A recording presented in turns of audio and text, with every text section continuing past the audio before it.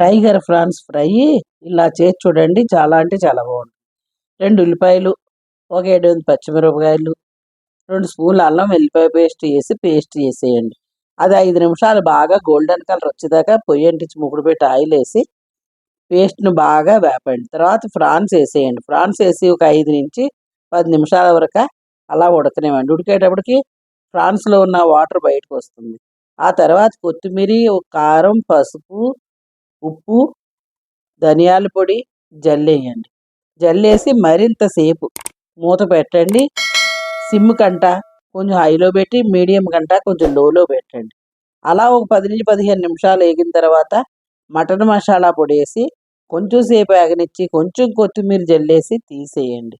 అంతే. దోసకైనా, అన్నానికైనా, చపాతీకైనా దేనికైనా బాగుంటుంది. మీకు నచ్చితే గనుక ఒక లైక్ చేసి మీ ఫ్రెండ్స్‌కి షేర్ చేయండి.